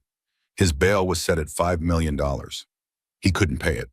His accounts had been frozen pending investigation, and Edward had made sure no one was willing to post bond for him. He was in jail. The man who had promised to love and protect her was sitting in a cell, waiting for trial. Carrie should have felt satisfaction. Justice was being done. The people who had tried to kill her were being held accountable. Instead, she felt empty. One afternoon, Beth came to visit, her best friend since college. The person who had stood beside her at her wedding. The person who had thrown her baby shower. The person who had seen Marcus and Danielle together and said nothing. Beth sat on the edge of Carrie's bed, holding a cup of tea she wasn't drinking. Her eyes were red. Her hands were shaking. I saw them once, Beth said. Her voice was barely above a whisper. About a year ago, at a restaurant downtown, they were at a corner table, holding hands. Carrie said nothing, just watched her friend unravel. I told myself it was nothing, a business meeting, some kind of work thing. Beth laughed bitterly. I wanted so badly to believe that, because if it was something else, if Marcus was cheating, then everything you had built, everything you believed in, you didn't want to be the one to destroy it. No, Beth looked up, tears streaming down her face. I was a coward. I should have told you. I should have said something. Maybe if you had, I wouldn't have been at that cabin at all. The words hung in the air between them. Beth flinched like she'd been slapped. I'm so sorry, she whispered. I'm so sorry. Carrie was quiet for a long moment. She thought about the friendship they'd shared for 15 years, the secrets, the inside jokes, the countless hours of conversation and laughter and support. She thought about the year of silence, the knowledge Beth had carried and never shared. I understand why you didn't tell me, Carrie finally said. I wouldn't have believed you. I would have been angry. I would have accused you of being jealous or paranoid or trying to ruin my marriage. Still, and you're right, I wouldn't have been at that cabin if I'd known. I might have left Marcus months ago. I might have been safe. Beth's face crumpled. But I also might have stayed anyway, Carrie continued. I might have confronted him and believed his excuses. I might have gone to counseling and tried to fix something that was never real to begin with. Because that's what I did, Beth. I ignored warning signs for 3 years. I chose to believe in a fantasy because the truth was too painful to face. What are you saying? I'm saying that you didn't cause this. Marcus caused this. Danielle caused this. Carrie paused. I need time to process, to heal. But I don't blame you, not really. Beth reached for her hand, squeezed tight. I don't deserve your forgiveness. Maybe not, but I'm giving it anyway. Because carrying grudges takes energy I don't have right now. And because you're my friend, despite everything, you're still my friend. They sat together in silence for a long time, watching Eleanor sleep, listening to the sounds of the house around them. It wasn't absolution, it wasn't reconciliation, but it was something. That night, after Beth had gone and Eleanor was asleep and the house was quiet, Carrie did something she had been putting off since the hospital. She drove to the house she had shared with Marcus. It was a beautiful home, Tudor style, 6 bedrooms, 3 acres of manicured grounds. They had bought it 2 years ago, just before the wedding. Marcus had said it was the perfect place to raise a family. She had believed him. Of course she had. Carrie parked in the driveway, didn't get out of the car, just sat there staring at the house where she had imagined her future. The master bedroom was on the 2nd floor. Corner room, windows overlooking the garden. She had hung curtains that matched the bedspread, had arranged furniture to catch the morning light, had made love to Marcus in that room 100 times, believing every moment was real. Had he been thinking about Danielle? Had he been counting the days until he could be with her again? The nursery was next door. The room she had decorated with such care.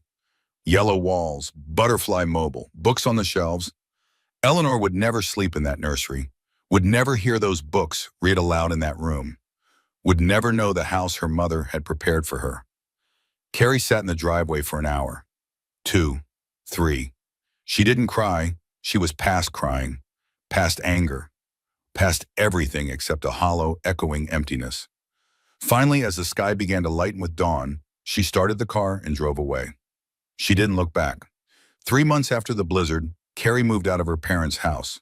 Not far, just to a restored farmhouse on 15 acres, about 20 minutes from the Ashford estate. Close enough for her parents to visit, far enough to feel like her own space. The house needed work.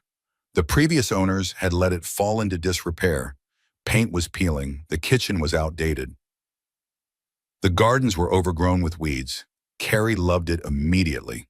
There was something healing about taking something broken and making it whole again, about stripping walls down to bare plaster and rebuilding them fresh, about pulling weeds and planting flowers, about creating beauty from neglect. Eleanor was 3 months old now, healthy, growing, already starting to smile at familiar faces. She had Carrie's dark eyes and what appeared to be Marcus's chin, though Carrie tried not to think about that too often. "She's going to be a heartbreaker," Beth said during one of her weekly visits. "Look at those eyelashes." "She gets them from my mother," Carrie said. Margaret had the longest lashes in her debutante class. She never lets anyone forget it. They were sitting on the farmhouse porch, watching the sunset over the fields. Eleanor was asleep in her carrier between them. The air smelled like fresh paint and new beginnings.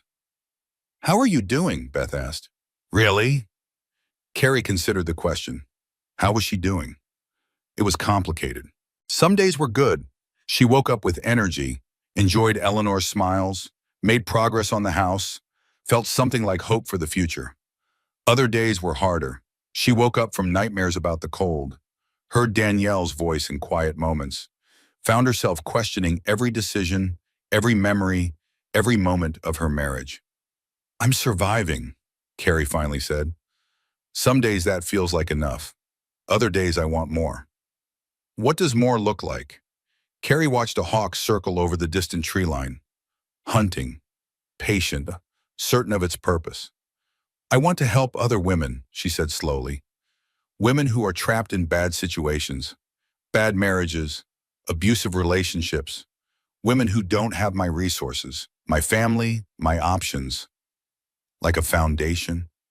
Maybe, or a shelter, or a legal fund. I don't know yet." Carrie turned to look at Beth. "I survived because my father came for me, because he had the money and the connections to make sure Marcus and Danielle faced consequences. But what about women who don't have that, who are trapped because they can't afford a lawyer, can't afford to leave?" Beth was quiet for a moment. "That's a beautiful idea. It's just an idea right now, but I want to make it real. I want something good to come out of all this pain." The divorce was finalized in May. Carrie kept nothing from the marriage except Eleanor.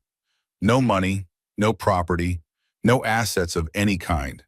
She didn't want them, didn't want anything that had been touched by Marcus's lies. Her father offered to ensure she got her fair share, probably more than her fair share, given the circumstances. But Carrie refused. "I have my trust fund," she said. "I have the farmhouse. I have everything I need.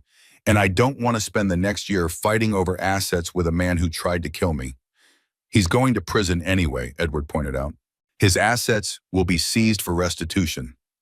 "Then let them be seized. I don't care. I just want it to be over." Edward didn't argue. He understood in his own way. Sometimes the price of peace was worth more than the money you might gain from fighting. The criminal trial was scheduled for August.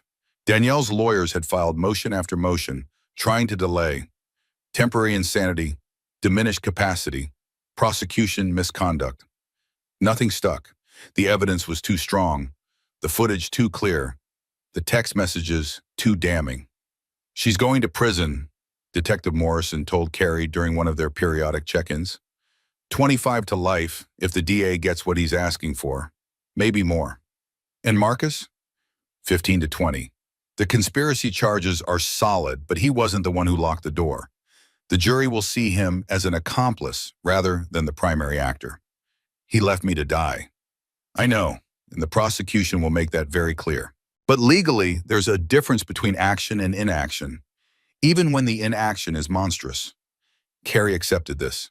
She had learned over the past few months that justice and fairness were not the same thing, that the legal system had limitations, that some wrongs could never be fully righted no matter how many years someone spent in prison. But Marcus would lose years of his life, would lose his reputation, would lose any chance of a relationship with his daughter. It wasn't enough, but it was something. One afternoon in late June, Patricia Whitmore came to visit. Carrie was in the garden when she heard a car pull up.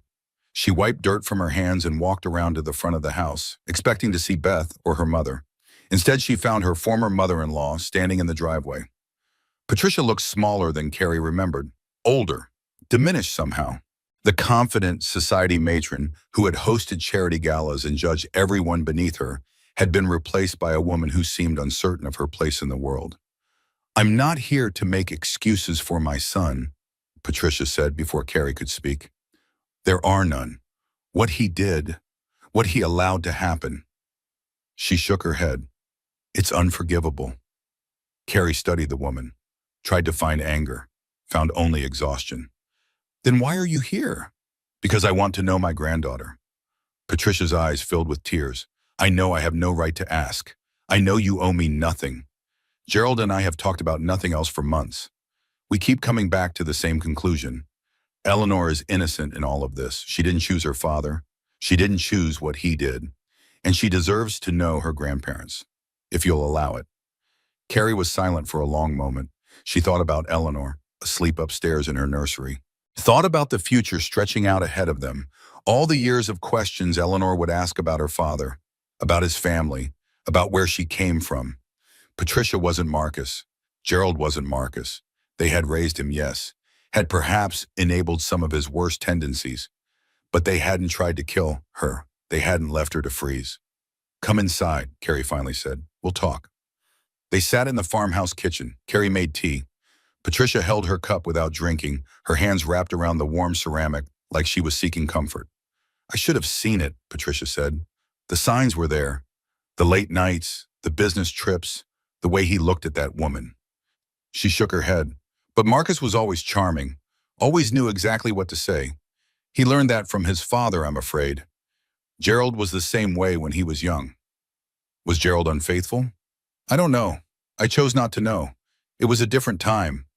Women in my generation, we were taught to look the other way, to keep the family together at all costs.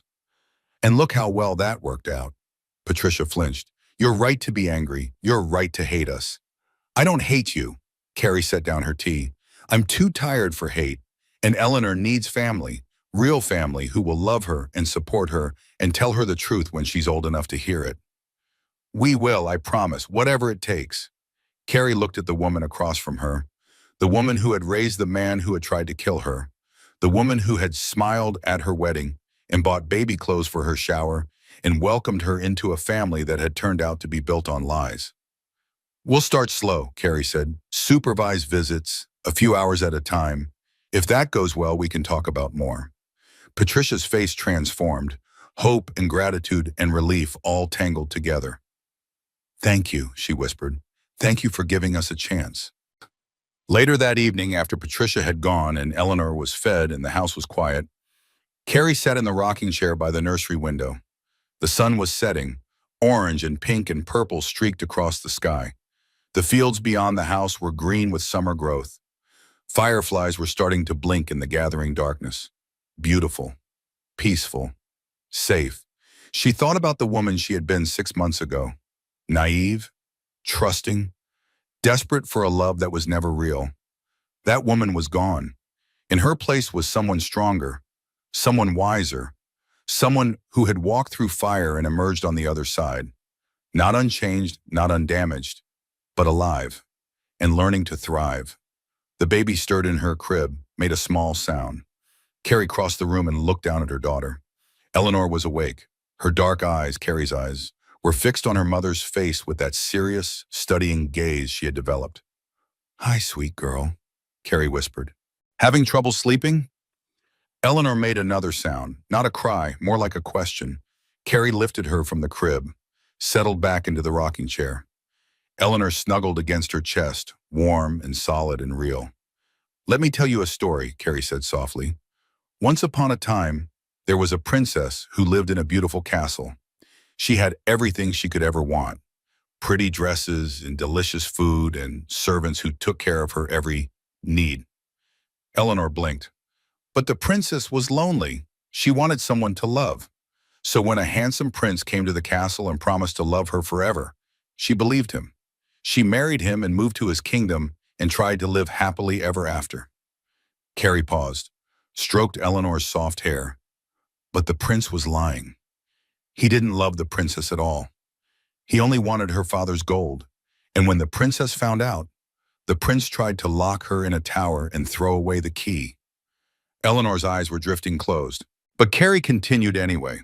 This story needed to be told, even if the audience was too young to understand. But the princess was stronger than the prince knew. She survived the tower. She escaped, and she realized something important. She didn't need a prince to save her.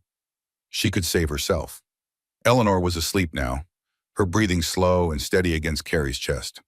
And so the princess built a new kingdom, a better kingdom, one where she was in charge of her own story, and she raised a daughter who was brave and strong and wise, a daughter who knew that her worth didn't depend on anyone else, a daughter who would never let anyone lock her in a tower. Carrie kissed Eleanor's forehead. "That's the kind of princess I want you to be, sweet girl, the kind who rescues herself."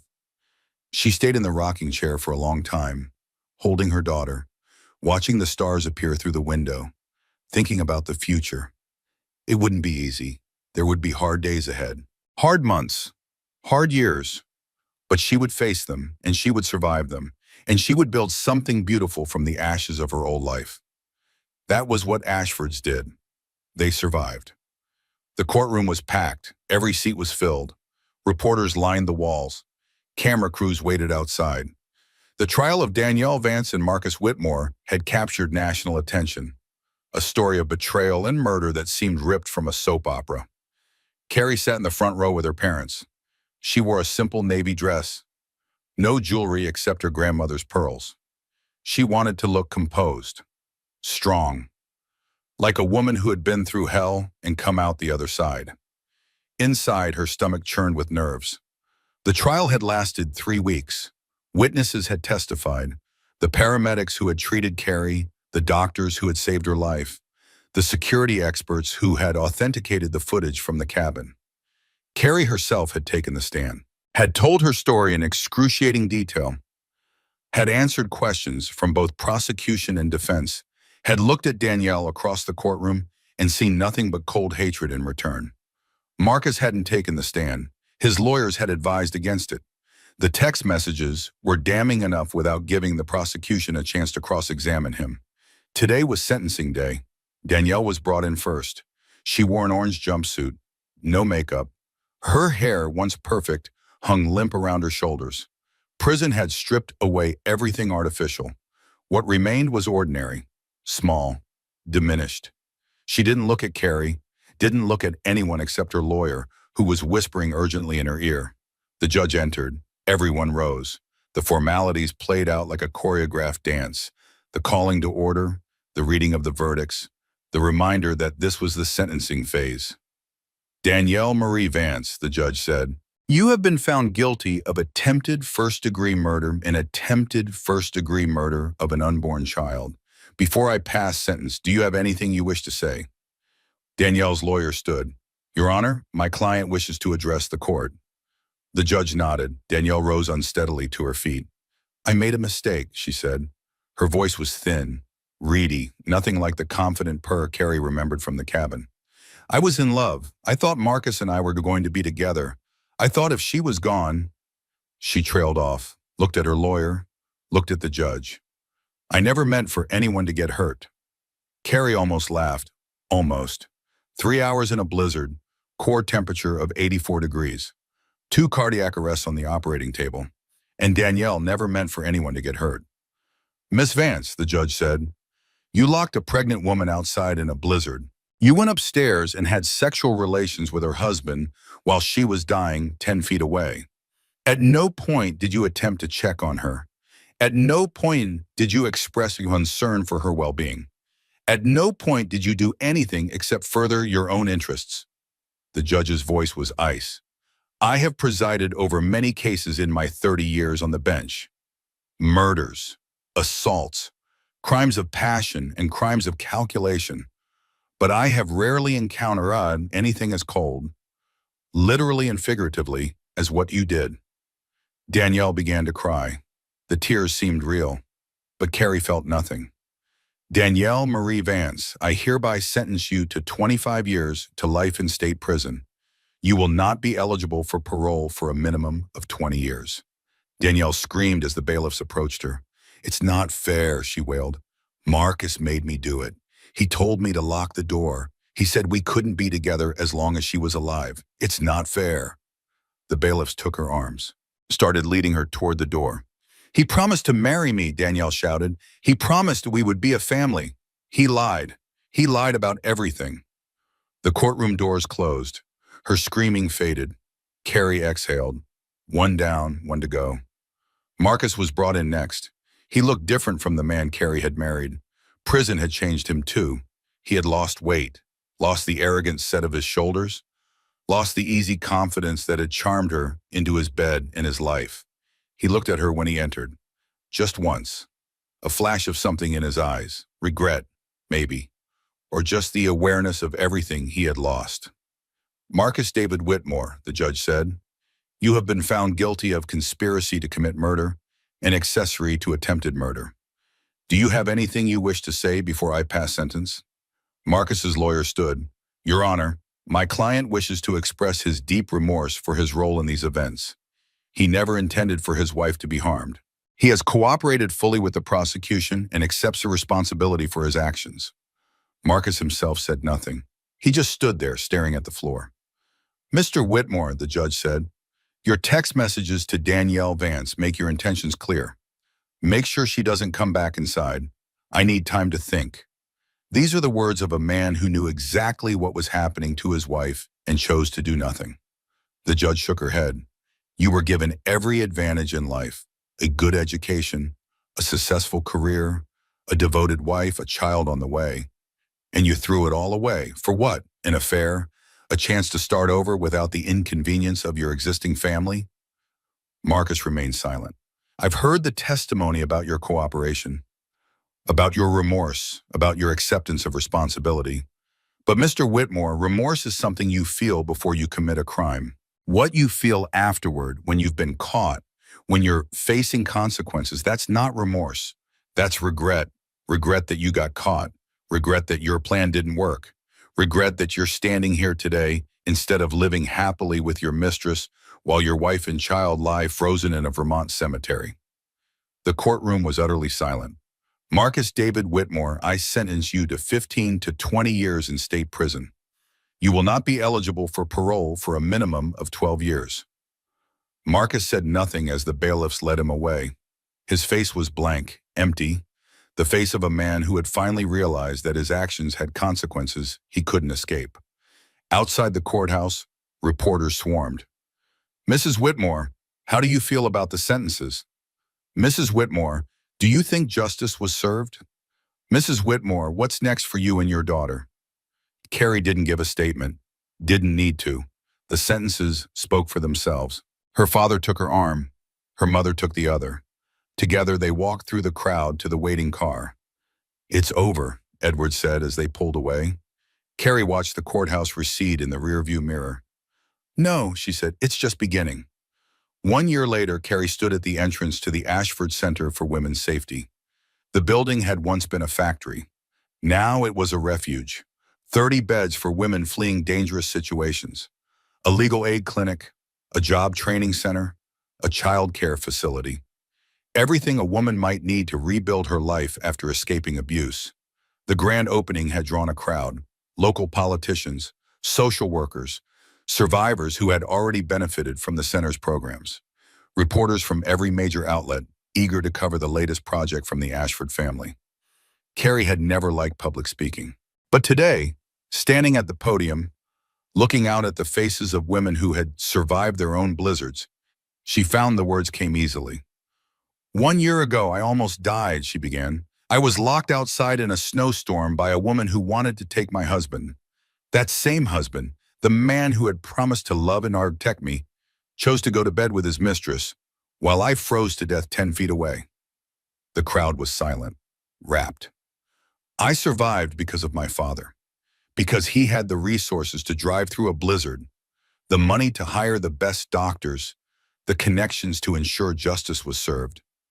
But while I was lying in that hospital bed, recovering from hypothermia and emergency surgery, I kept thinking about the women who don't have those resources, the women who are trapped in bad situations because they can't afford a lawyer, can't afford a deposit on a new apartment, can't afford to start over. She looked out at the crowd, at the faces of survivors, at the hope in their eyes.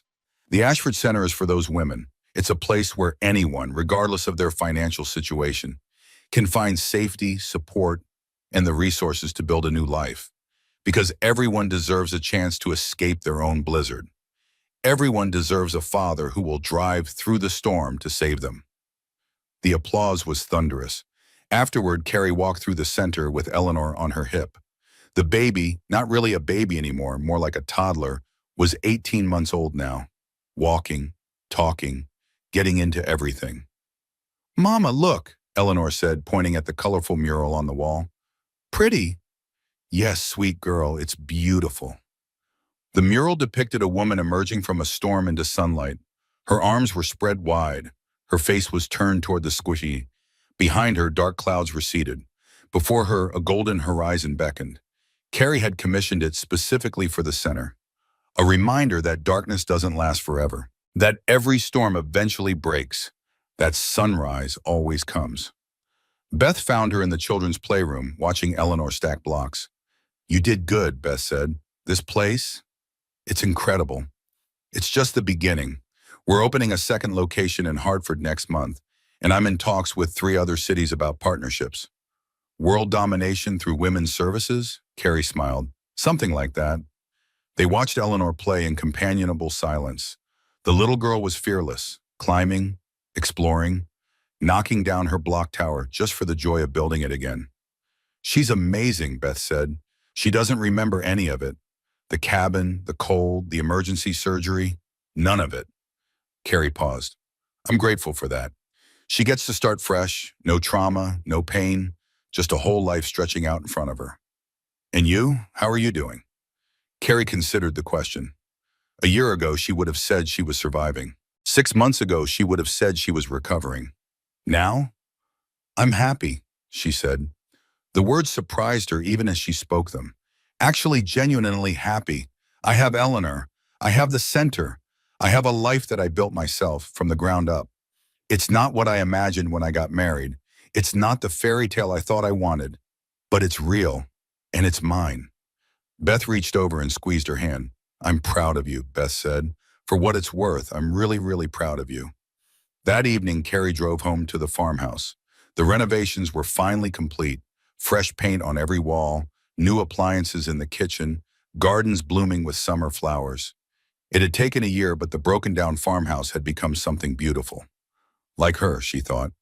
She carried Eleanor inside and put her down for her nap. Then she poured herself a glass of wine, her first real indulgence in weeks, and walked out to the porch. The sun was setting. The sky was painted in shades of orange and pink and purple. Fireflies were starting to blink in the fields. The air smelled like cut grass and possibility. She thought about the past year, the trial, the sentencing, the divorce, the months of therapy and tears and rebuilding. She thought about Marcus sitting in a prison cell somewhere in upstate New York. He had written her once, about 6 months ago, a letter full of apologies and excuse and pleas for forgiveness. She had burned it without reading past the first paragraph. She thought about Danielle in a women's prison in Connecticut. Last she heard, Danielle had tried to kill herself twice. The guards were keeping her on suicide watch. Carrie felt nothing about that. Not satisfaction, not pity, just emptiness. She had forgiven them, not for their sake, but for her own. Carrying grudges was exhausting. Holding on to hatred was like drinking poison and expecting the other person to die. She had let it go, all of it, and found something like peace on the other side. The screen door creaked behind her. Beautiful evening. She turned. Her father stood in the doorway, holding 2 glasses of whiskey. "Thought you could use some company," he said. "Always." He settled into the rocking chair beside her. They sat in comfortable silence for a long moment, watching the fireflies dance. "I'm proud of you," Edward finally said. "The center, the way you've handled everything, the woman you've become. I learned from the best." "Your mother, you mean?" Carrie laughed. "Her too." Edward took a sip of his whiskey. "You know, when you were little, I used to worry about you. You were so trusting, so eager to see the best in everyone. I was afraid someone would take advantage of that." "Someone did." "Yes." Edward's voice hardened briefly, then softened again. "But you survived. You came out stronger. That's what matters." Carrie looked at her father. At the gray in his hair that hadn't been there a year ago. At the lines around his eyes that seemed deeper. At the man who had driven through a blizzard to save her life. "Thank you," she said, "for everything, for saving me, for destroying them, for being there every step of the way. I'm your father. It's my job." "No." She reached over and took his hand. "It's more than that. You chose to fight for me. You chose to believe something was wrong when everyone else was telling you to stay home. You chose me, and I'll never forget that." Edward's eyes glistened. He looked away toward the sunset. "You're my daughter," he said gruffly. "I'd do it 1,000 times over." They sat together until the stars came out, talking about nothing and everything, father and daughter, survivors both. Later, after Edward had gone home and the house was quiet, Carrie checked on Eleanor one last time. Her daughter was sprawled across the crib mattress, arms and legs akimbo, lost in the dreamless sleep of the innocent. Her dark hair curled against her forehead. Her rosebud lips were slightly parted. Her chest rose and fell with each peaceful breath. "I love you," Carrie whispered, "more than I knew it was possible to love anything." She thought about the future, all the years stretching out ahead of them. First steps already taken, first words already spoken, first days of school, first heartbreaks, first triumphs. She would be there for all of it. Every milestone, every challenge, every pain and every sorrow, and she would teach Eleanor the most important lesson she had learned. That love could be a trap, yes. That trust could be betrayed. That the people who promised to protect you could be the ones who hurt you most. But also this, that survival was possible. That healing was possible. That you could walk through fire and emerge, scarred but stronger. That you could build a life from the ashes of the old one. A better life. A truer life. A life that was entirely your own. Carrie closed the nursery door softly, walked to her own bedroom, climbed into bed. The sheets were cool and clean. The pillows were soft. The window was open, letting in the sounds of summer night, crickets and owls and the rustle of wind through leaves. She closed her eyes, and for the first time in a very long time, she slept without dreams. Outside, the moon rose over the farmhouse. Silver light spilled across the fields, the gardens, the home that Carrie had built from broken pieces. Somewhere an owl called into the darkness. Somewhere a woman in prison stared at concrete walls. Somewhere a man counted the days until a parole he would never receive. But here, in this farmhouse, in this moment, there was only peace, there was only hope. There was only the future, wide open and waiting, like a book with blank pages ready to be written. And Carrie would write it herself, one day at a time, one choice at a time, one beautiful, imperfect, perfectly her own story at a time. And that's how Caroline Ashford survived the coldest night of her life and built something beautiful from the ashes. If this story touched your heart, hit that like button and let me know in the comments. Have you ever trusted someone who betrayed you? I'd love to hear your story. Share this with someone who needs to know that survival is always possible. And if you haven't already, subscribe and turn on notifications so you never miss another story. Until next time, stay strong, stay warm, and never let anyone lock you out in the cold.